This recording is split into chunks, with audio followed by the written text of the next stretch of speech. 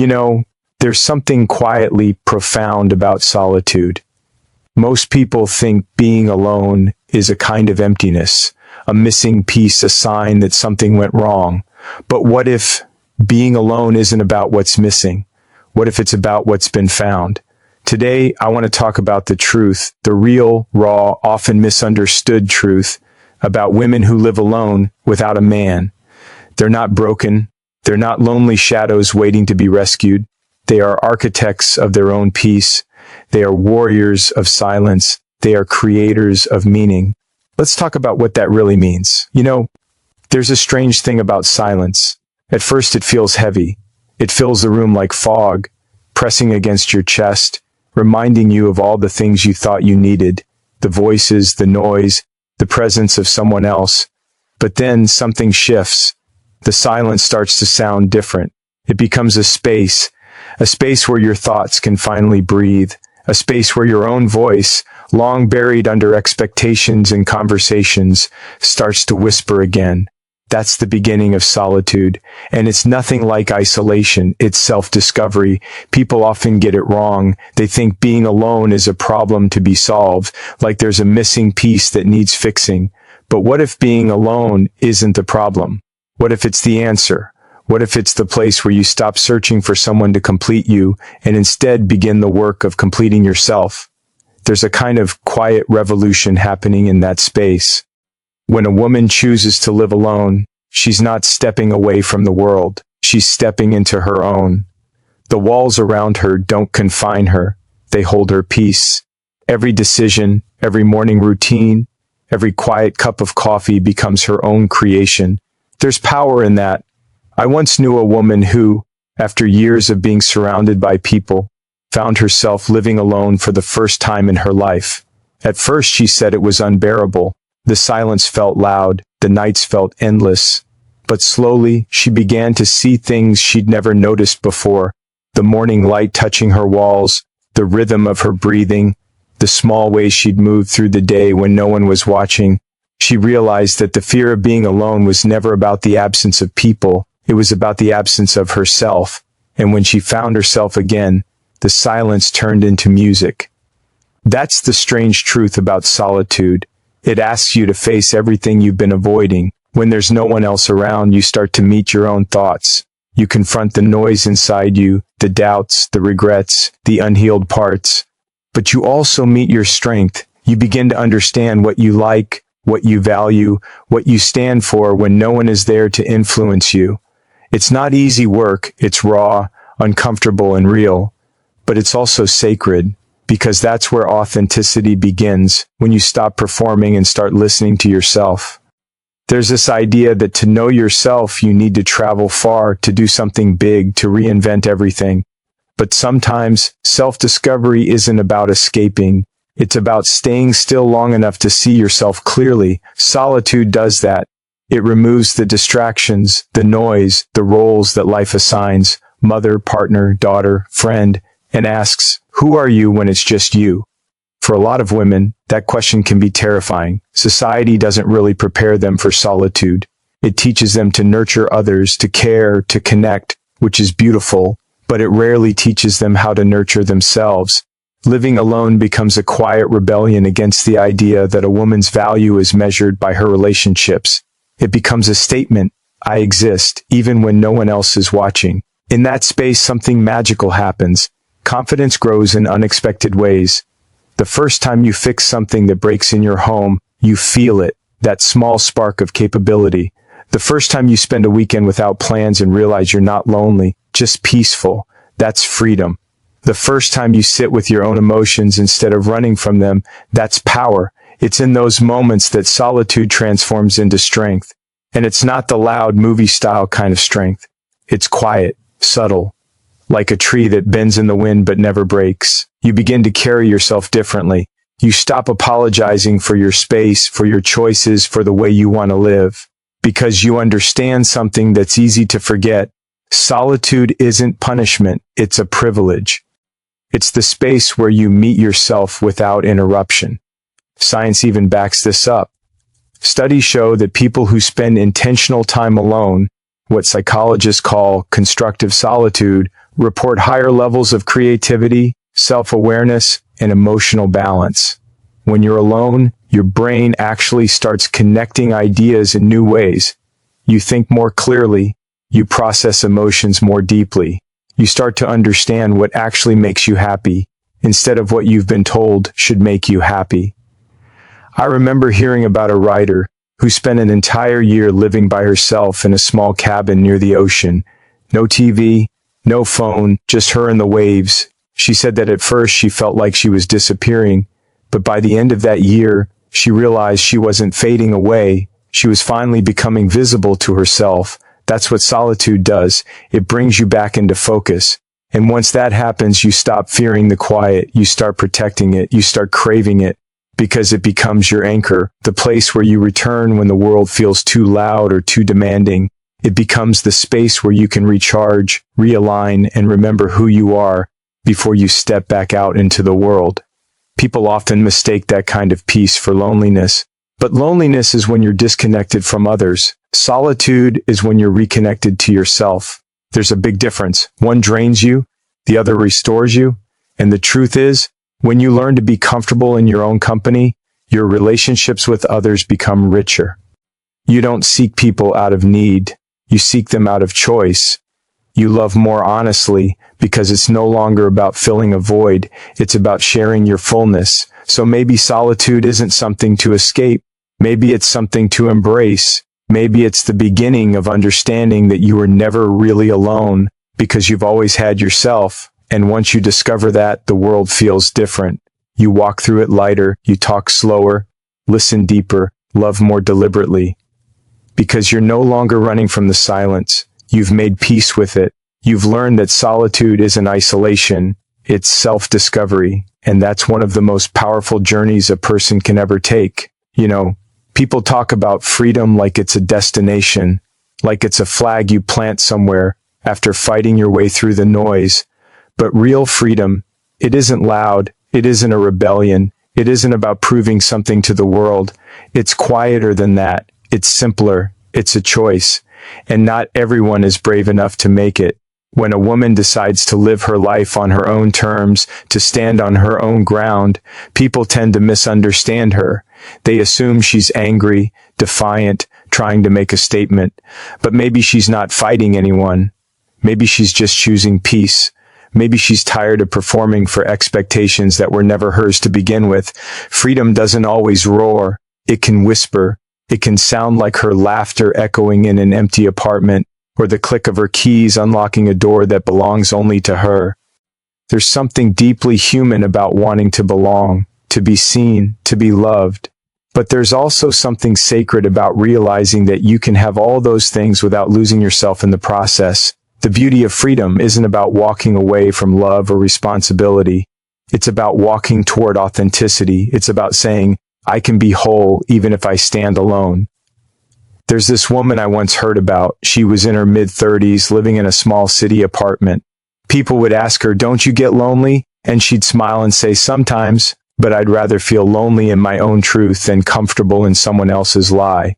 That line stayed with me, because that's what freedom really is. It's not a guarantee of comfort. It's a willingness to live with the consequences of being honest with yourself.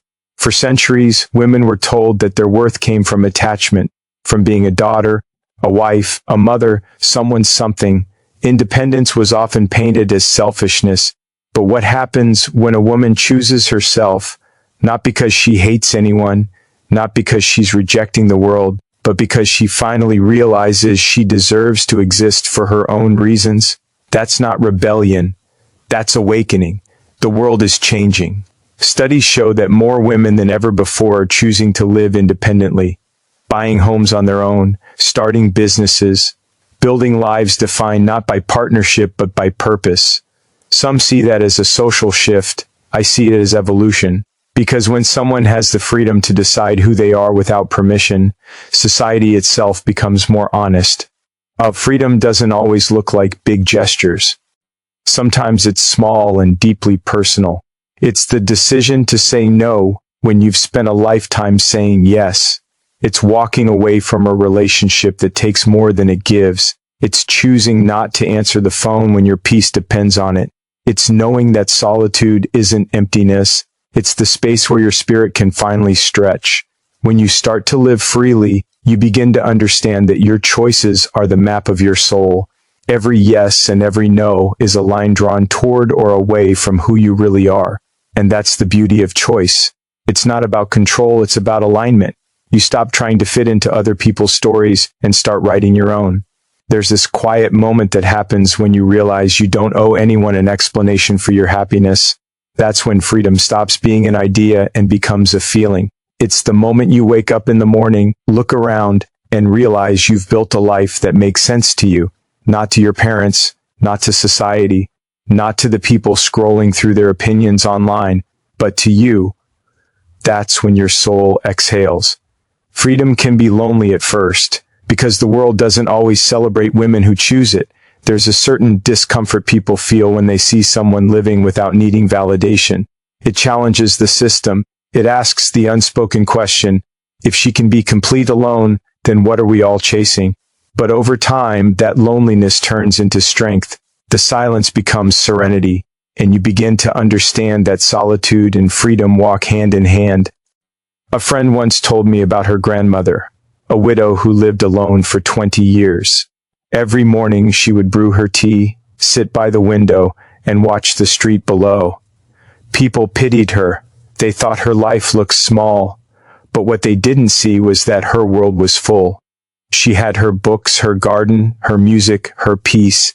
I've had my great loves, she'd say, but the greatest one was learning to love my own company. That's not rebellion, that's wisdom. There's a misconception that freedom means detachment, that it's about cutting ties or rejecting commitment, but the truth is, the freest people are often the most capable of love, because when you're free, you don't love to fill a void.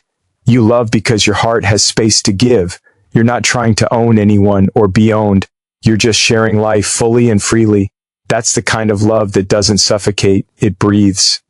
And maybe that's what freedom really teaches. It's not about walking away from the world. It's about walking into it with open eyes. When you're free, you stop performing. You stop living for applause. You start to understand that happiness isn't a reward. It's a rhythm. It's something you cultivate in the quiet choices you make every day. Freedom isn't loud. It doesn't always look revolutionary. Sometimes it's a woman standing in her kitchen at midnight, barefoot, listening to her favorite song and smiling because no one told her she couldn't. It's the sound of her laughter echoing through her own space, the taste of food she cooked just for herself, the joy of doing nothing for no one but her. And when you see that kind of freedom in someone, you recognize it immediately. It's calm. It's grounded. It's not about breaking rules. It's about writing new ones. It's not about being against something. It's about being for yourself. So when you look at a woman who lives alone, who walks through life with quiet confidence, understand this. She's not rebelling. She's choosing. She's choosing peace over chaos, purpose over pressure, truth over expectation. That's not defiance. That's grace. That's what freedom really looks like. Not an explosion, but a sunrise. Soft, steady, certain. The light that comes after years of walking through the dark. Not to escape something, but to find herself on the other side of it. Because freedom isn't rebellion. It's the gentle, powerful act of saying, this is my life, and I choose it. You know, we often mistake strength for something hard, something unbreakable, something that stands tall no matter what. But real strength, real, human strength, isn't about being made of stone. It's about being whole. It's about being soft and fierce at the same time. It's about being able to bend without losing your shape, to feel deeply and still keep walking forward. Strength isn't the absence of pain. It's the ability to hold pain without letting it define you. When a woman lives alone, people look at her and think, she must be strong. They say it like it's both a compliment and a warning, as if strength is something that comes only from suffering, but that's not the whole story. Her strength doesn't come from being untouched by life. It comes from living through it, from falling and standing back up again and again. Strength is not what protects her from the world. It's what connects her to it. It's what keeps her open, even when she's been hurt. I once met someone who told me that strength was learning to carry her own groceries home. It sounds simple, but it wasn't about the groceries.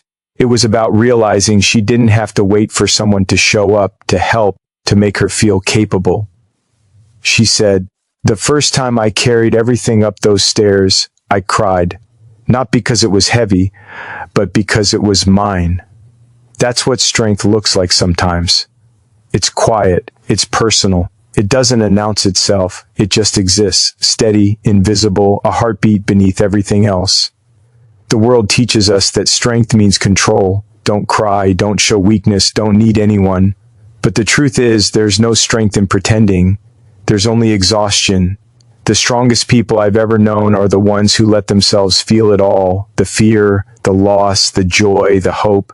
They don't hide behind armor. They use their scars as reminders that healing is possible.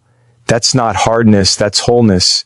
There's a story about a woman who used to apologize for everything, taking up space, speaking too loudly, asking for help. She thought strength meant silence. Then one day, she stopped apologizing. Not because she stopped caring, but because she started respecting herself.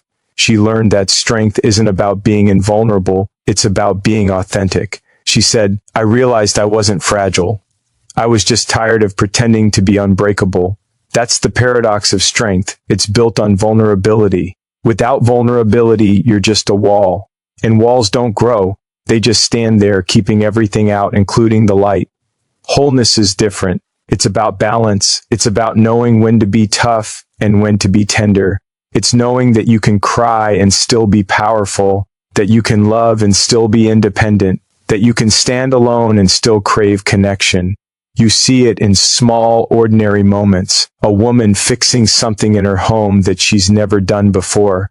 Her hands shaking, but she tries anyway.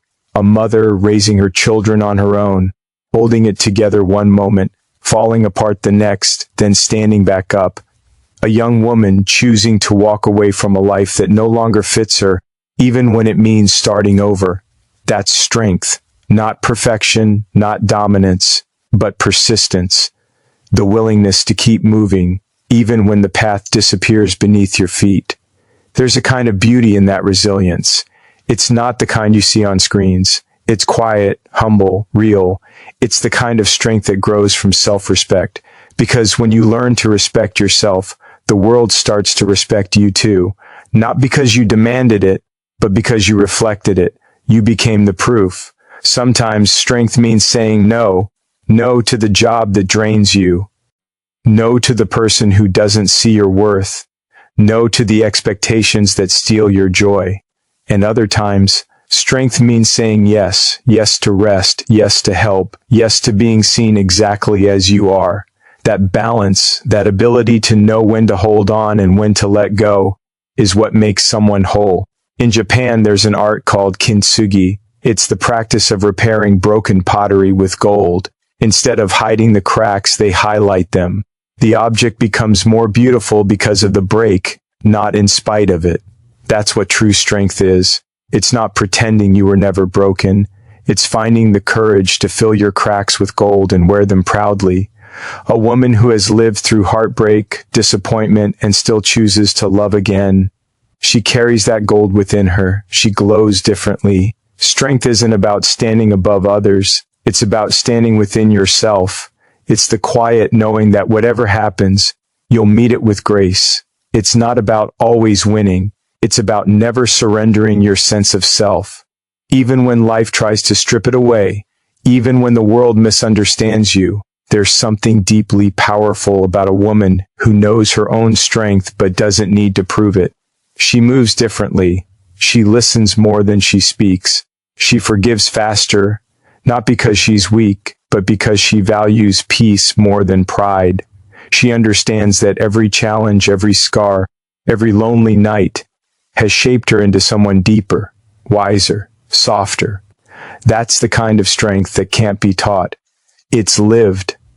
And maybe that's the secret. Strength isn't about building walls, it's about building foundations. It's not about shutting people out, it's about learning how to let the right ones in, because real strength doesn't separate. It connects. It says, I can stand on my own, but I also know how to stand beside others. When you meet someone who's whole, you feel it. There's no edge, No need to prove, no battle to win. There's just presence. A sense of peace that comes from having faced yourself and made peace with what you found. That's what true strength gives you. It makes you real. So when you see a woman living alone, standing in her space, laughing to herself, carrying her world with quiet confidence, know this: she's not made of steel. She's made of flesh and soul and stories.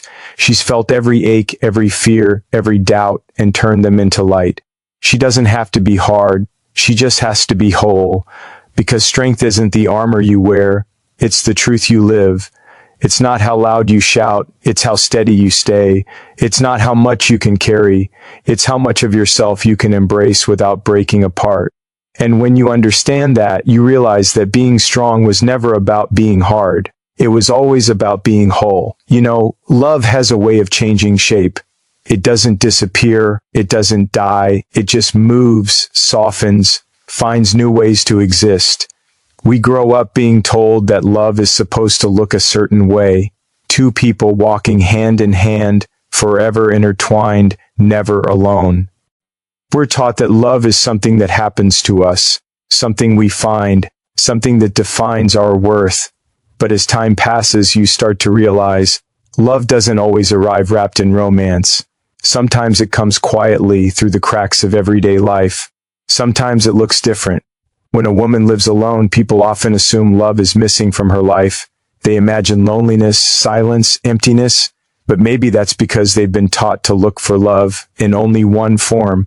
The truth is, love doesn't leave when there isn't a partner around. It transforms. It becomes smaller and wider at the same time. It becomes the morning light that filters through the window, the laughter of friends who show up without being asked, the peace that settles in her chest when she realizes she doesn't need permission to feel whole. There's a beauty in that kind of love. It's not grand or dramatic. It's steady, grounded. It's not about possession. It's about connection. A woman who lives alone often begins to see love in places others overlook. In the way she takes care of herself. In the meals she cooks just for one. Not because she has to, but because she deserves something beautiful. In the long walks where her thoughts finally find their rhythm. In the nights where she lights a candle, not to chase away the dark, but to honor the quiet. That's love too. It's not missing, it's maturing.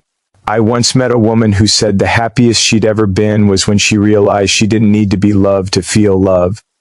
She told me that one day she stopped waiting for someone to send her flowers, and instead started buying them for herself. Every week, fresh blooms on her table. She said they reminded her that beauty didn't need a witness. It could exist just for her. That's the kind of love that changes everything. It's love without dependency, love without expectation, love that begins inside and moves outward. Love isn't always the spark that ignites between two people. It's also the warmth you cultivate within yourself. It's what makes you show up for life, even when no one's watching. It's the energy that moves you to create, to care, to heal. Love is in the way you forgive yourself for mistakes you made when you didn't know better. It's in the way you allow yourself to rest after a long day. It's in the way you speak gently to yourself when the world has been unkind. There's something powerful about loving without conditions. When love isn't tied to what you receive from someone else, it becomes limitless. It expands. You start to love the world more deeply. The smell of rain, the laughter of strangers, the way a song can make you feel understood. You start to realize that love was never about someone filling your life. It was about you noticing how full life already is. For many women, love after solitude takes on a deeper texture. It's not the restless kind that rushes in to prove something. It's not born out of need. It's born out of peace. When she loves again, she doesn't lose herself. She brings herself fully into it, knowing she can leave and still be whole. That's the kind of love that lasts, not because it never ends, but because it never depends. There's a quiet strength in a heart that has learned to be alone and still remain open. Because it's easy to close off, to protect, to build walls. But to live with your heart unguarded, knowing it's been broken before, that's real courage. That's love in its truest form. It's not naive, it's wise. It knows pain but chooses compassion anyway. It knows impermanence but still believes in beauty. Sometimes love shows up as friendship, the kind that feels like family. The friend who calls just to say, "Are you okay?" The one who knows your silence means more than your words. That's love. It doesn't need to be romantic to be sacred. Love is found in shared meals, in inside jokes, in helping someone carry their pain for a while. It's in the small acts of kindness that no one writes stories about, but that keep the world turning anyway. And then there's the love that grows between you and your own life, the kind that makes you grateful just to exist. The love you feel for the person you've become after everything you've survived. The love that makes you proud of your resilience, your growth, your scars. You start to see your story differently. You stop wishing it had gone another way. You realize that every ending gave you something: wisdom, perspective, strength. That's love too. Love is acceptance. Love is peace. It's strange how the world teaches us to look for love outside ourselves, when the deepest love is the one that comes from within. When you start to live from that place, your relationships change. You stop chasing people who don't see you. You stop settling for half-hearted affection. You stop begging for attention from those who don't care to give it. Because once you've learned how to love yourself fully, you stop craving validation. You start recognizing alignment. You stop saying, "Please love me," and start saying, "I already do." Love, in its purest form, is not about possession. It's about presence. It's about being fully here, fully alive in this moment. It's about looking at the world and choosing gratitude over bitterness, forgiveness over resentment, openness over fear. It's about living with your heart unclenched. A woman who lives alone learns this truth intimately. She begins to understand that her life isn't waiting to start when someone else arrives. It's happening now, in the quiet, in the routine, in the unexpected joy of ordinary things. Love exists in the way she waters her plants, the way she hums to herself while cooking, the way she smiles at her reflection, not because she's perfect, but because she's learning to love herself as she is. Love still exists. It just looks different. It's less about fireworks and more about warmth, less about possession, more about presence, less about forever, more about right now. It's not a missing piece, it's the entire picture, seen clearly for the first time. And maybe that's the truth we all need to remember. Love doesn't always come in the form we expect, but it always comes. It's in the light that fills your space, in the laughter that finds you, in the peace that finally stays. Love never leaves. It just changes shape until you're ready to see it again. You know, there's this quiet revolution happening all around us. It doesn't shout. It doesn't march every day in the streets. It moves like water, steady, unstoppable, reshaping everything it touches. It happens every time a woman chooses to live by her own terms, every time she builds a life that belongs entirely to her. Society changes in those moments, not through chaos or confrontation, but through presence, through women owning their space unapologetically, completely, beautifully. When a woman claims her space, something shifts in the air around her. It's not just about a home or a room or a physical boundary. It's something deeper. It's about her voice, her choices, her energy. It's about her deciding, "I belong here," without needing anyone else to confirm it. That simple act has a ripple effect, one that travels far beyond her walls, because when a woman steps fully into herself, she gives others permission to do the same.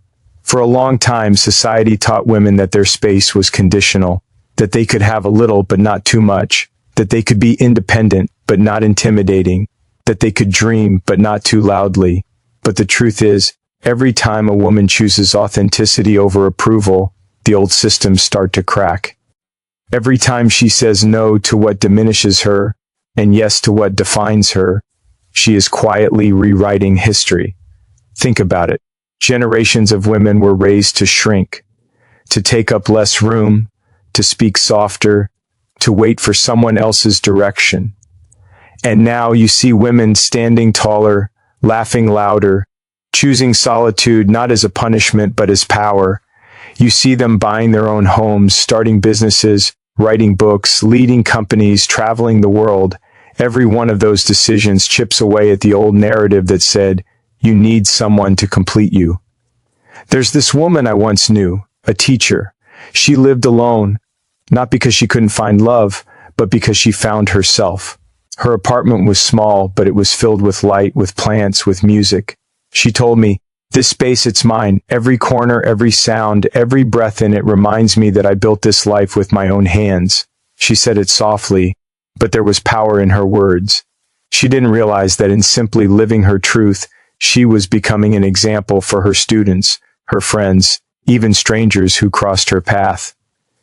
That's how society changes, not all at once, but through millions of small personal acts of self-respect. When women own their space, they start to redefine success. They stop measuring it by marriage, approval, or the number of people who depend on them. Instead, they begin to measure it by peace, by authenticity, by how much joy they feel when they wake up in the morning. That shift ripples outward, because when someone lives with integrity, they influence everything around them. How they raise their children, how they lead their teams, how they shape communities. In some parts of the world, there's a growing movement among women who live alone by choice. They call them the honorable ones who are alone. It's not about isolation, it's about dignity. These women are rewriting what it means to live a full life. They travel solo, they eat out by themselves, they buy apartments in cities where, a generation ago, that would have been unthinkable. And what's remarkable is how their choices are changing perceptions, not just about women, but about what fulfillment looks like for everyone. Because when a woman owns her space, it doesn't just free her, it frees others too. It teaches the next generation that wholeness isn't something you get from someone else. It's something you build inside yourself. It teaches sons to respect women not as caretakers, but as equals. It teaches daughters that they never need to apologize for existing. It shifts the center of gravity in our culture from dependence to self-awareness. There's a quiet confidence that grows when you know you belong to yourself. It changes the way you walk into a room. It changes the way you speak. You stop waiting for validation because you already have it from within. And when enough women reach that point, society itself starts to transform. Workplaces evolve, relationships evolve, art, politics, leadership, everything starts to carry a new vibration. Because balance begins to return to a world that is tilted too long in one direction. A woman who owns her space doesn't compete, she creates. She doesn't demand power, she becomes power, and that kind of energy can't be contained. It spreads, it inspires, it builds bridges where walls once stood. There's something poetic about how change happens. It's not always a revolution that shakes the ground. Sometimes it's a single act of self-trust that sends a quiet wave across the world. A young woman deciding to go to college when no one in her family did. A mother choosing to return to her dreams after raising her children. A widow finding joy again in her solitude. These moments seem small, but they are the foundation of something vast. Society grows stronger when women are strong, not because they replace men, but because they remind everyone what balance looks like. For too long, strength was defined as domination. But when women own their space, they redefine strength as presence, as empathy, as the courage to stand alone and still reach out. They bring humanity back into power. And maybe that's what's been missing all along. The world doesn't just need more voices, it needs more rooted voices. More people who know who they are, who stand in their truth without needing to shout. When women live like that, the air changes. You can feel it. There's more compassion, more patience, more creativity. Society starts to reflect not just ambition, but meaning. Every time a woman decorates her home in a way that reflects her spirit, every time she says no to what drains her, every time she chooses purpose over approval, she's participating in that change. She's planting seeds of a future where self-worth isn't up for debate, where individuality is celebrated, not feared. And that future, it's already unfolding. You can see it in art, in business, in how conversations about equality have shifted. You can feel it in the way people are starting to honor solitude, mindfulness, and emotional intelligence. The more women step into their space, the more the world learns to breathe again.